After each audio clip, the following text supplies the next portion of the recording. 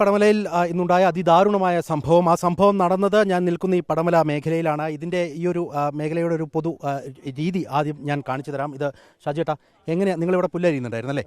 എങ്ങനെയാണ് നമുക്കിത് എങ്ങനെയൊന്ന് ആളുകൾക്കൊന്ന് പറഞ്ഞു കൊടുക്കാൻ പറ്റുന്നത്? അതായത് ഇവിടെ താഴെയായിരുന്നു ചേട്ടനുണ്ടായിരുന്നു. അതെ. അപ്പോൾ എന്താ എവിടുന്നാ ചേട്ടൻ കണ്ടേ ആനയെ? ഞാൻ അവിടുന്ന് വരുമ്പോൾ ആൾക്കാർ ഓടിച്ചിട്ട് വരുന്നുണ്ട്. ആൾക്കാർ പോകുമ്പോൾ ആന ഓടിയും വരുന്നുണ്ട്. അതായത് നമ്മൾ ആ കാണുന്ന പച്ച ഷീറ്റ് ഇട്ട് ആ ഭാഗത്ത് കൂടിയായിരിക്കും. ഇതാ സീറ്റ് പൊളിച്ച ഭാഗത്തൂടെയാണ് ആന വന്നത്. എന്നിട്ട് ഇങ്ങോട്ട് കയറുമ്പോൾ ചേട്ടൻ അവിടുന്ന് മാറി. ഞാൻ കുറച്ചുകൂടെ താഴെയുള്ളത്, എനിക്ക് ദൂരെ നിന്ന് കാണാമെന്ന് മാത്രമേ ഉള്ളൂ.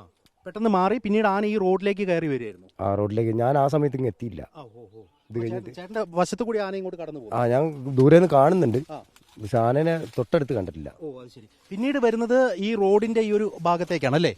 ഈ ഭാഗത്താണ് പറഞ്ഞത്. ഈ ഭാഗത്ത് നിന്നാണ്. അവിടെ ഗ്രീൻ നെറ്റ് പൊളിച്ചിട്ടുണ്ട്. അതെ. അതായത് സ്മൃതി, ഈ ഒരു ആന ഈ ഒരു ഭാഗത്തു കൂടി കയറി പിന്നീട് ഈ റോഡിന്റെ ഈ ഒരു ഓരത്തേക്ക് എത്തുന്നു. ഇവിടെ ഈ ഗ്രീൻ നെറ്റ് പൊളിച്ച് ഈ പ്രദേശത്തേക്ക് കയറുകയാണ്. ആ സമയത്ത് ഇവിടെ കുറച്ച് ആളുകൾ ഉണ്ടായിരുന്നു. അവർ ശബ്ദം വെച്ച് ഇതിനെ ഓടിക്കാനുള്ള ശ്രമം നടത്തിയിട്ടുണ്ട്. പക്ഷേ ആന പെട്ടെന്ന് തന്നെ പ്രകോപിതനായി ഇവിടേക്ക് വരികയും ചെയ്തു. ഈ കാണുന്ന വീടാണ് നമ്മൾ CCTV ദൃശ്യങ്ങളിൽ ഉൾപ്പെടെ കാണുന്നത്. അതായത് ഏതാണ്ട് ഞാൻ തന്നെ 6 അടിയോളം ഉയരമുള്ള ഒരാളാണ്. എനിക്ക് മുകളിൽ നിൽക്കുന്ന ഒരു പ്രതലമാണ് ആ വീടിൻ്റെ മുറ്റത്തേക്ക് എത്താനുള്ളത്. ഈ ഒരു ഇടുങ്ങിയ സ്റ്റെപ്പ് പെട്ടെന്ന് തന്നെ ചാടി ാണ് നമ്മൾ പിന്നീട് ദൃശ്യങ്ങളിൽ കാണുന്നത്. അത് കടന്ന് ഈ ഒരു മതിൽ പൊളിച്ചതിന് ശേഷമാണ് അകത്തേക്ക് പ്രവേശിക്കുന്നത്. ഇവിടുത്തെ ഗേറ്റ് ഉൾപ്പെടെ പൊളിച്ചു കളഞ്ഞതിന് ശേഷമാണ് ആന അകത്തേക്ക് പ്രവേശിക്കുന്നത് കാണാൻ നമുക്ക് സാധിക്കുന്നത്. ഇത് പെട്ടെന്ന് തള്ളി തകർക്കുന്നതും ഒപ്പം തന്നെ അകത്തേക്ക് എത്തുന്നതും ആ ദൃശ്യത്തിൽ നമുക്ക് കാണാൻ സാധിക്കുന്നുണ്ട്. അവിടെ നിന്ന് ആ സമയത്ത് അജീഷ് ഒപ്പം തന്നെ മറ്റൊരാൾ കൂടി ഈ ഒരു ഗേറ്റ് കടന്ന് ഇതിനകത്തേക്ക് പ്രവേശിക്കാനുള്ള ശ്രമം നടത്തുന്നുണ്ടായിരുന്നു. പക്ഷേ ആ ശ്രമം അമ്പേ പരാജയപ്പെട്ടു എന്നുള്ളതാണ് ദൃശ്യത്തിലുണ്ടായിരുന്ന. മോനെ പേരെന്താ? മോനായിരുന്നു ആ ദൃശ്യത്തിൽ ഇവിടെ ഉണ്ടായിരുന്നു. എന്താ സംഭവിച്ചത്? മോൻ എന്താ കണ്ടേ? ആ ചേട്ടൻ ആന ഓടിക്കായിരുന്നു താഴ്ന്ന്. അപ്പോൾ ഓടി സ്റ്റെപ്പ് വഴി കയറി വരുമ്പോൾ ഗേറ്റ് പൂട്ടിയൊക്കെ ആയിരുന്നു. അപ്പം ഞങ്ങൾ താക്കോലെടുത്ത് തുറക്കാൻ നോക്കിയതാ, പക്ഷെ വേഗം അത് തുറക്കാൻ പറ്റിയില്ല. അപ്പോൾ ആ ചേട്ടൻ ചാടി കിടക്കുക ചെയ്തേ. അപ്പോൾ വീണു ഇവിടെ. ചേട്ടൻ ഏതാണ്ട് മുകളിലേക്ക് എത്തിയിട്ടുണ്ടായിരുന്നു. ഓടി സ്റ്റെപ്പിന്റെ അടുത്ത് എത്തിയായിരുന്നു. പെട്ടെന്ന് തന്നെ ആനയും കുതിച്ചെത്തി. പെട്ടെന്ന് ആന വന്നു, ഓടി വന്നു. മോനൊക്കെ എങ്ങനെയാ ആ സമയത്ത് രക്ഷപ്പെട്ടത്? എങ്ങനെയാ? പെട്ടെന്ന് ഇതിനെ കണ്ടുകൊണ്ട് ഓടിയാണോ, അല്ലെങ്കിൽ ഇവർ ഓടി വരുന്നത് കണ്ട് പേടിച്ചിട്ട് മാറിയതാണ്? അല്ല, ആന അവിടെ എത്തിയത് ഞങ്ങൾ കണ്ടായിരുന്നു. പിന്നെ ആ ചേട്ടൻ പറഞ്ഞു നിങ്ങൾ ഓടിക്കോന്ന് പറഞ്ഞു. അങ്ങനെ ഞങ്ങൾ വേഗം ഓടി അകത്ത് കയറിയതാ. നമുക്ക് ആ CCTV-യിൽ 2 പേരെ കാണാൻ പറ്റുന്നുണ്ട്. ഒന്ന് അജീഷ് എന്ന് പറയുന്ന ചേട്ടനും ഒന്ന് മറ്റൊരാളെയും അതിന്റെ മുകളിൽ നിന്ന് ചാടുന്നത് കാണുന്നുണ്ട്. അല്ല, അത് അവരുടെ കൂടെ തന്നെ വന്നൊരു ചേട്ടൻ. ആ ചേട്ടൻ ഗേറ്റ് ചാടിയിട്ട് ആ ചേട്ടൻ ഇങ്ങോട്ട് പോയി. ആ ചേട്ടൻ മറ്റേ അജീഷ് ചേട്ടൻ വീണതുകൊണ്ട് ആണ് ഓടാൻ പറ്റാണ്ടായി. ആന അജീഷ് ചേട്ടനെ എടുത്തോ? എന്താ ചെയ്യുന്നത്? ഇവിടുന്ന് അങ്ങോട്ടേക്ക് ഇടുകയാണ് ചെയ്തത്. എന്നിട്ട് അവിടെ നിന്ന് ചവിട്ടി, എന്നിട്ട് മുകളിലേക്ക് പറമ്പിലേക്ക് കയറി പോയതേ. നമ്മുടെ ഈ വീടിന്റെ പിറകുവശത്തേക്ക് കാടാണോ? അങ്ങനെയാണോ? കാടല്ല, ചെറിയ പറമ്പാ, അങ്ങനെ തോട്ടം പോലെ, വലിയ കാടില്ല. സ്മൃതി, അതിദാരുണമായ സംഭവം എന്നുള്ളതിനപ്പുറത്തേക്ക് മറ്റൊന്നും തന്നെ നമുക്ക് പറയാൻ സാധിക്കില്ല. കാരണം ഈ ഒരു മേഖലയിൽ നിന്ന് ഇവിടെ നിന്ന് ഇടിച്ച് കടന്ന് ആന ഇവിടേക്ക് വരുന്നു. ഇവിടെ നിന്നാണ് ഏതാണ്ട് അജീഷിനെ ആന എടുത്ത് തട്ടി എറിയുന്നത്. അതിനുശേഷം ഏതാണ്ട് ഈ ഒരു മേഖലയിലാണ് ദാരുണമായ സംഭവം നടക്കുന്നത്. ആന കൃത്യമായി ഈ ഒരു മതിൽക്കെട്ട് വരെ തകർത്തതിന് ശേഷം ഇവിടെ വെച്ചാണ് ആ കൃത്യം നടക്കുന്നത്. ഏറ്റവും ദുഃഖകരമായ സംഭവം നടക്കുന്നതിൽ രക്തക്കറ ഉൾപ്പെടെ ഈ ഒരു പ്രദേശത്ത് നമുക്ക് കാണാൻ സാധിക്കുന്നുണ്ട്. പക്ഷേ അജീഷിന് ഈ ഒരു ഇടവഴിയിലേക്ക് മാറാനോ അല്ലെങ്കിൽ പുറകുവശത്തേക്ക് പോകാനോ സാധിച്ചിരുന്നുവെങ്കിൽ ജീവൻ രക്ഷപ്പെടുത്താമായിരുന്നു എന്നുള്ള സാഹചര്യം നിലനിൽക്കുന്നുണ്ട്. പിന്നീട് ഇതുവഴി മുകളിലേക്ക്, അതായത് ആ മുകളിലെ പ്രദേശം എന്നൊന്നും പറയുന്നത് കാടൊന്നല്ല, അവിടേക്ക് കയറിപ്പോയി എന്നാണ് നാട്ടുകാരൊക്കെ പറയുകയും ചെയ്തത്. നമുക്ക് ഇവിടെ ചില ആളുകളുടെ അവരുടെ പ്രതികരണം തേടാം. നിങ്ങൾ ഇവിടെ ഉണ്ടായിരുന്നു ചേട്ടാ? അതെ, ഞാൻ നാട്ടുകാരനാണ്. ഇവിടെ അടുത്ത് തന്നെയാണ് വീട്. കുറച്ച് കഴിഞ്ഞിട്ടാണ് സംഗതികളൊക്കെ അറിയുന്നത്. അപ്പം തന്നെ ഞങ്ങൾ വന്നു.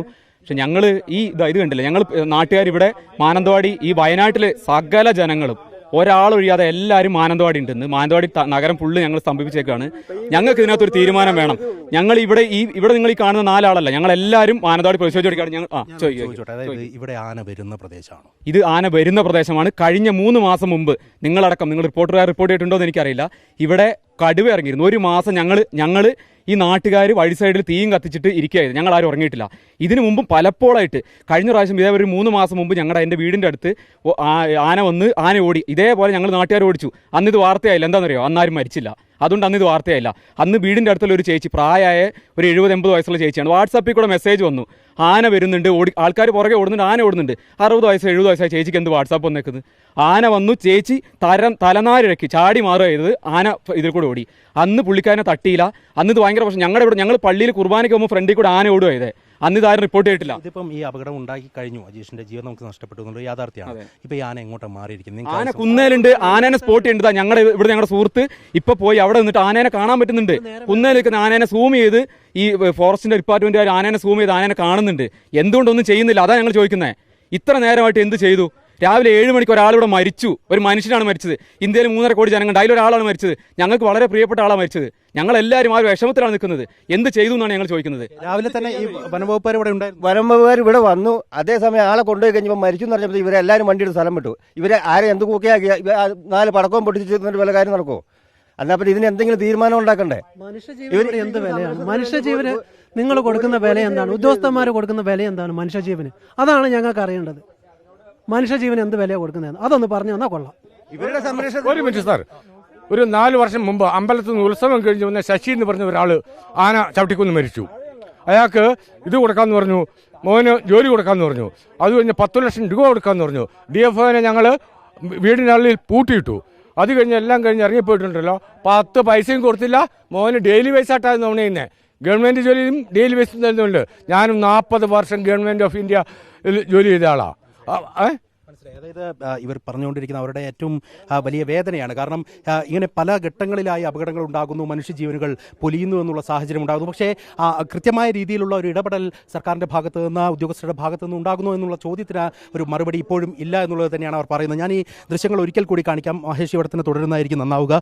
അതായത് ഞാൻ ഈ താഴേക്ക് ഇറങ്ങിക്കഴിഞ്ഞാൽ ഇതിൻ്റെ ഒരു ഉയരവും സംബന്ധിച്ച്, അതായത് ഈ ഒരു മേഖലയിലേക്ക് ഈ ആളുകളെ ഈ റോഡ് വഴി ആന ഓടിച്ചു കൊണ്ടുവന്ന് ഇവിടെ നിന്ന് ഒരു പക്ഷേ എത്ര കഷ്ടപ്പെട്ടായിരിക്കണം ആ ജീവൻ രക്ഷാർത്ഥം അജി മുകളിലേക്ക് കയറിയിട്ടുണ്ടാവുക എന്നുള്ളത് ആ ദൃശ്യങ്ങൾ തന്നെ കണ്ടാൽ വ്യക്തമാകും. മഹേഷ്, എൻ്റെ നേരെയുള്ള ആ ദൃശ്യങ്ങൾ കൂടി കണ്ടാൽ വ്യക്തമാകും. ഈ ഒരു മേഖലയിൽ നിന്ന് ആ പ്രാണഭയത്തോടു കൂടി മുകളിലേക്ക് കയറി വരണമെന്നുണ്ടെങ്കിൽ എത്രത്തോളം കഷ്ടപ്പാടുണ്ട്. അങ്ങനെ കയറി ആ സ്റ്റെപ്പിൻ്റെ തൊട്ടടുത്ത് മുകളിലേക്ക് എത്തി അവിടെ ഗേറ്റ് തുറക്കാൻ ആ കുഞ്ഞ് ശ്രമിച്ചിട്ട് അത് സാധിക്കാതിരുന്ന ഘട്ടത്തിലാണ് ഈ മതിൽ ചാടിക്കടക്കാനുള്ള ശ്രമം നടത്തുന്നത്. അജീഷ് ആ ഒരു ഘട്ടത്തിൽ പുറത്തേക്ക് കൃത്യമായി എത്തുന്നുണ്ട്, അതിനകത്തേക്ക്. അതായത് ഈ ഒരു മേഖലയിൽ നിന്ന് വീടിൻ്റെ ഉമ്മറത്തേക്ക് കൃത്യമായി എത്തുന്നുണ്ട്. പക്ഷേ ആ സമയത്ത് അജീഷ വീണു പോകുന്നുണ്ട്. അങ്ങനെയാണ് ആനയുടെ ആക്രമണത്തിന് ഇരയാകുന്നത്. ഇവിടെ എത്തുന്ന ആന കൃത്യമായി ഈ മതിൽ തകർത്താണ് അകത്തേക്ക് പ്രവേശിക്കുന്നത് എന്നുള്ളതാണ്. ഈ മോഴയാനയുടെ സ്വഭാവം പൊതുവേ പറയാറുണ്ട്. കാരണം 10 കൊമ്പന്മാരുടെ ഒരു പവർ എന്ന് പറയുന്നത് ഒരു മോഴയാനയ്ക്കുണ്ട് എന്നുള്ളതാണ് വനംവകുപ്പ് ഉദ്യോഗസ്ഥരൊക്കെ മുൻപ് പറഞ്ഞ് കേട്ടിട്ടുള്ളത്. അതായത് ആ ആനയ്ക്ക് അത്രത്തോളം ശക്തിയുള്ള ആനകളാണ് മോഴകൾ എന്നുള്ളതാണ്. അതുകൊണ്ട് തന്നെ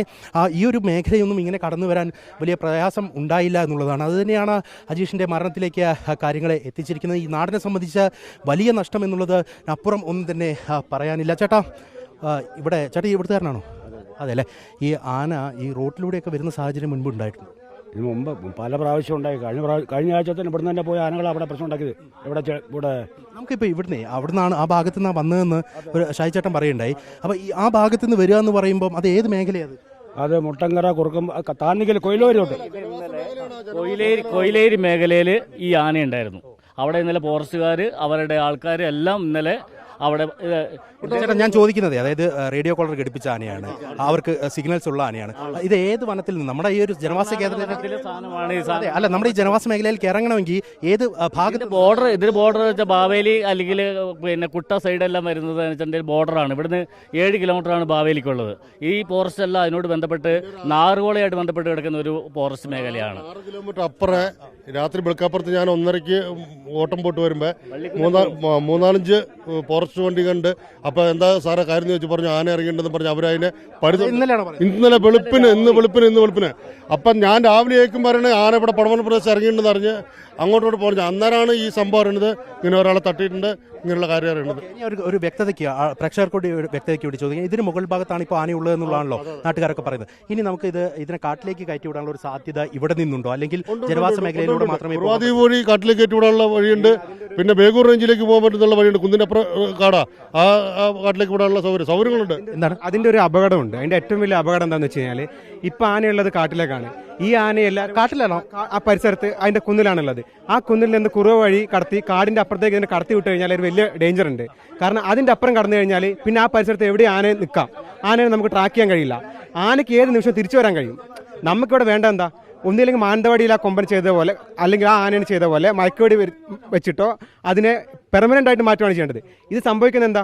ഇവരിപ്പോൾ ഇവിടെ അലംഭാവം കാണിച്ച് ഫോറസ്റ്റ് ഡിപ്പാർട്ട്മെന്റ് അതിനെ സ്പോട്ട് ചെയ്തിട്ട് അവിടെ പോവാതെ മാറി നിൽക്കുകയാണെങ്കിൽ എന്ത് സംഭവിക്കുമെന്ന് വെച്ച് കഴിഞ്ഞാൽ ഈ പറഞ്ഞ ആന കുറുവാദ്വീപ് കടന്ന് തൊട്ടങ്ങോട്ട് മാഞ്ഞു പോകും. പിന്നെ ഇതിനെ ട്രാക്ക് ചെയ്യാൻ ഇവർക്ക് കഴിയില്ല. വീണ്ടും ഇതേ സ്ഥലത്തേക്ക് വരും. വീണ്ടും ഇവിടെ ആളുകൾ കൊല്ലപ്പെടും. എന്തുകൊണ്ടാ? അതാണ് ഒന്നും ചെയ്യാൻ കഴിയില്ല അവർക്ക്. ഓക്കെ, ഗുരുതരമായിട്ടുള്ള ആരോപണങ്ങളാണ് ഇവർ ഉന്നയിക്കുന്നത്. അവരുടെ വേറൊരു കാര്യം പറയാം. 4 വർഷം മുമ്പ് ശശി എന്ന് പറഞ്ഞ ഒരാളെ ആന ചവിട്ടിക്കൊന്നു. അതേ പിറ്റേ ദിവസം അതേ സമയത്ത് ആന ആ സ്ഥലത്തെത്തി. അതായത് ചേട്ടൻ പറഞ്ഞു വരുന്നത് ഇന്നിപ്പം പോയാലും തൽക്കാലം നാളത്തേക്ക് വരാം അല്ലേ? രണ്ട് ഞാൻ ചോദിച്ചിട്ട്, ഒരു ഫോറസ്റ്റ് ഓഫീസർ അല്ലെങ്കിൽ ഏതെങ്കിലും ഇതിൽപ്പെട്ട ഒരു ഉദ്യോഗസ്ഥൻ ഈ ആനേനെ ഓടിക്കാൻ വേണ്ടി ഒരു വെടിവെച്ചെന്ന് വിചാരിച്ചോ, ആ ഫോറസ്റ്റ് ഓഫീസർ എവിടെ ഉണ്ടാവുന്നവരോ ഇന്ന് സെൻട്രൽ ജയിലിൽ ഉണ്ടാവും.